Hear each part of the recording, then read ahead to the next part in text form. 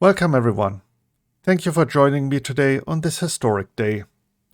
You are listening to the account with the news summary for day 365 of the war in Ukraine. Today is the eve of the anniversary of the war in Ukraine. In just a few hours, it will have been 1 year since Russia launched this invasion.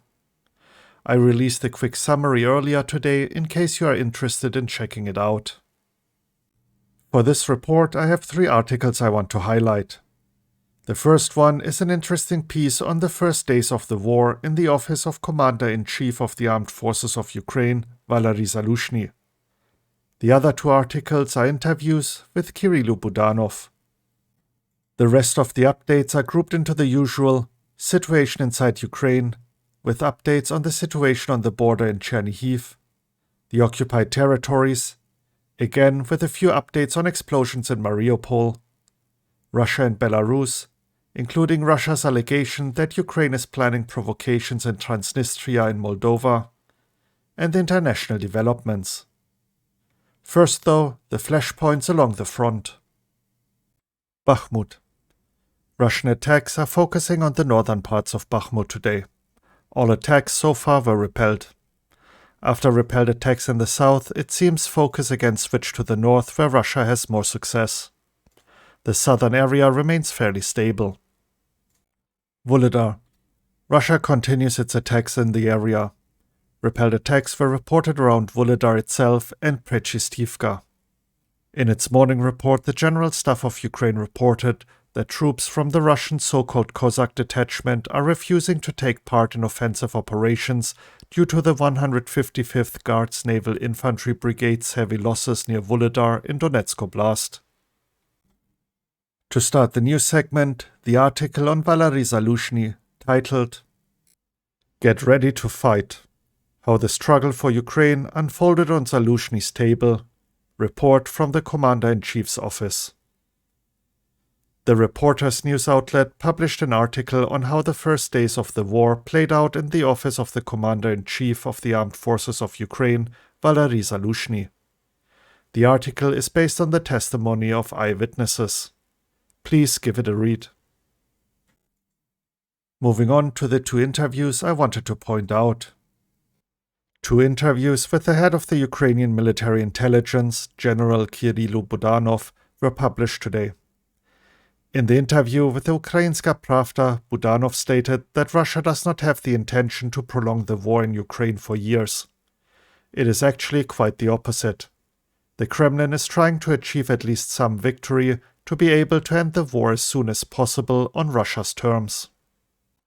Budanov also expects a Russian missile attack on February 23rd to 24th, as it is a symbolic date for Russia. He further stated that it becomes easier to find willing agents in Vladimir Putin's inner circle as the situation in Russia deteriorates. On the dispute between the head of the Ministry of Defense of the Russian Federation, Sergei Shoigu, and the head of the Wagner PMC, Yevgeny Prigozhin, he simply stated that they are playing into the hands of Ukraine. In his interview with Le Monde, Budanov stated that very difficult times await Russia after the end of the war against Ukraine. Its political and territorial configuration may change. After the war, the question will arise about the future of the region from Eastern Europe to the Asian part of the Russian Federation in the context of the architecture of politics and security. This is especially relevant as he went on to explain that Russia will soon be forced to withdraw its troops from Ukraine as the end of the war is approaching. Please give both interviews a read if you want further details. And now a look at all the minor news out of Ukraine. On the Russian border with Chernihiv Oblast, several columns of the Russian military without identification marks have been spotted. Russia may be preparing provocations for the anniversary of the start of the full-scale invasion. It is reported that these columns are using the pixel camouflage similar to the Ukrainian one. Explosions were reported in the cities of Kyiv and Zaporizhia today. No further official information was provided. In Kharkiv Oblast, Russia attacked the Kupiansk district, targeting the administrative building. Civilians are reportedly trapped under the rubble. In his evening address, President Zelensky expressed his satisfaction with the results of the Offensive Guard project. Valery Zaluzhny, Commander-in-Chief of the Armed Forces of Ukraine, has officially created a company solely focused on the offensive use of UAVs. He appointed Captain Yuri Lutsenko, the former Prosecutor General of Ukraine, as the commander. The Birds of Magyar are probably the best-known example of the role for this new company.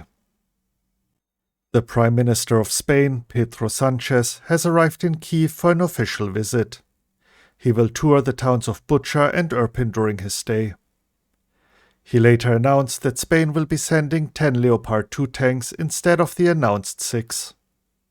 Russia has launched cyber attacks on Ukrainian government websites on the eve of the anniversary of the war. Next up, the latest regarding the situation in the occupied territories. Explosions were once again heard in Mariupol. The Mariupol City Council and the mayor's advisor Petro Andriyushchenko reported about explosions in the city, 3 at night and 3 in the morning. It is assumed that the armed forces of Ukraine were hitting Russian positions. It seems the Ilyich steel plant is especially the focus, as explosions were reported here twice today. Natalia Humenyuk, head of the Joint Coordination Press Center of the Defense Forces of the south of Ukraine, stated that Mariupol is no longer out of range for Ukraine. In a number of cities on the temporarily occupied Crimea, unknown persons hacked local radio stations and broadcasted an address on behalf of the head of the military intelligence of Ukraine, Kirilo Budanov, with threats and the national anthem of Ukraine. Partisans on the occupied territory of Zaporizhia Oblast handed the information of the location of a Russian ammunition storage point to Ukrainian armed forces. The target was destroyed by Ukrainian defenders. Moving on to the news updates from Russia and Belarus. The Ministry of Defense of Russia has published a statement about the Ukrainian government supposedly preparing provocations against the non-recognized Transnistria region in Moldova. The Russian Ministry of Defense said on Telegram that this poses a threat to its peacekeepers in the breakaway territory. Moldovan authorities have categorically denied the statement by the Russian Defense Ministry that Ukraine is allegedly preparing a provocation in unrecognized Transnistria. Andrei Kalin, Russia's ambassador to the UK, has said that Moscow would not use nuclear weapons in the war against Ukraine.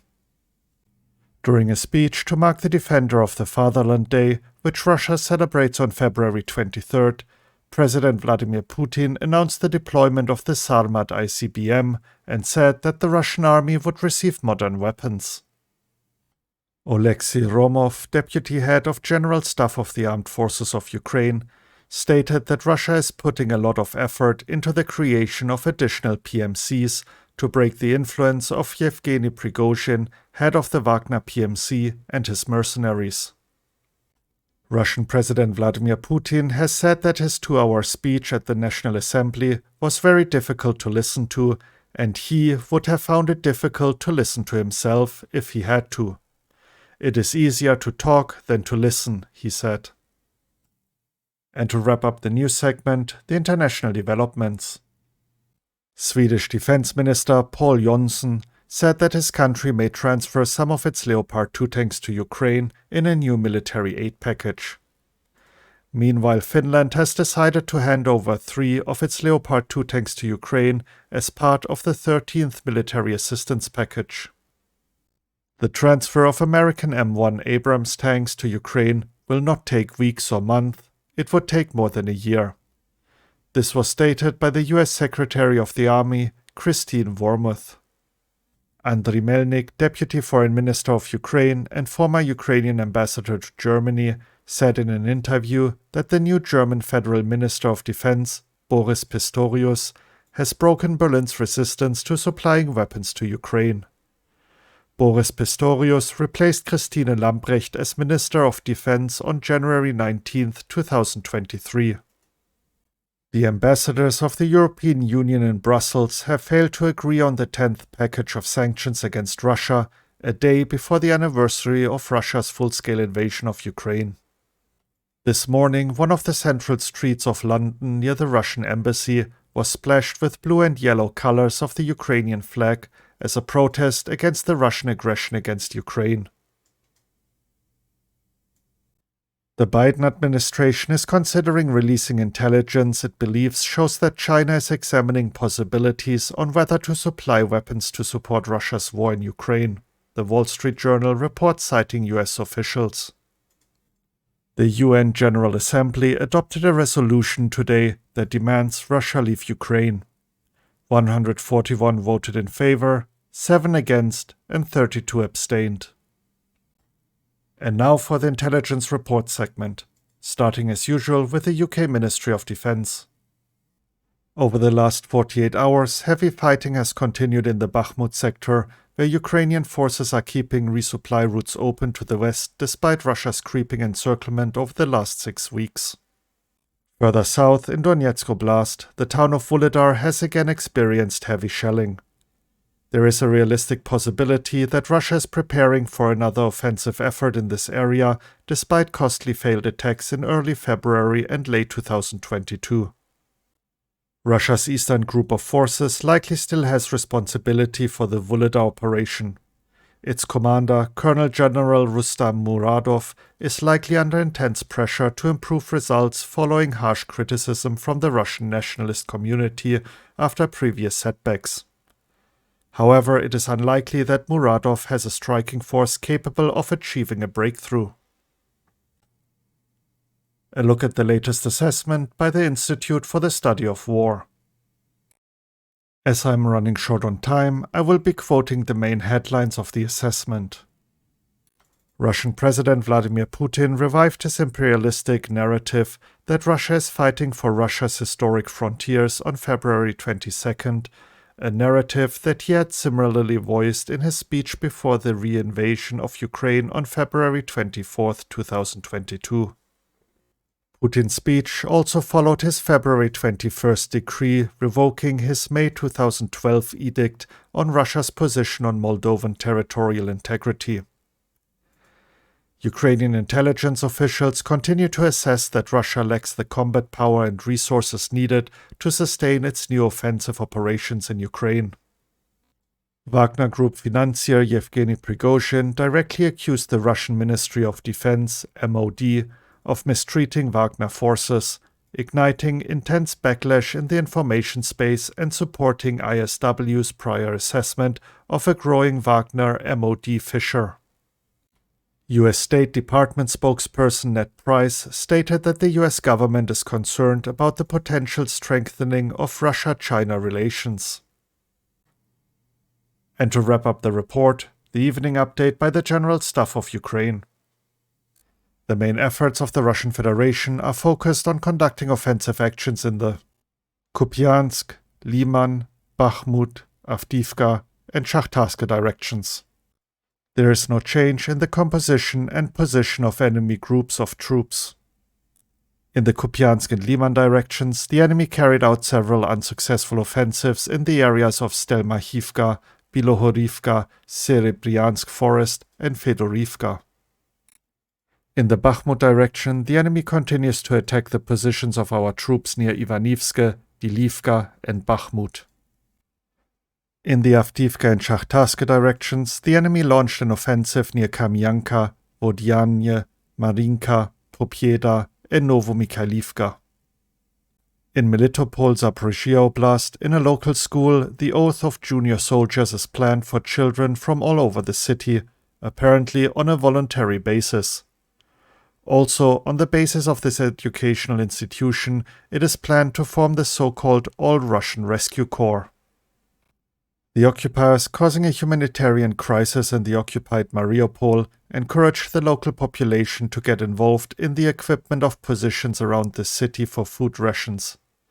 The payment of the specific labor activity is not determined. Most people receive only food packages. And that concludes the last news report before the anniversary of the war. As usual, you can find links to all the articles I mentioned in the description in case you want to read up on the details. If you enjoyed the report and found it informative, please consider sharing it with others. I hope you will join me again tomorrow. Thank you for tuning in and have a great day. You were listening to The Account. Slava Ukraini.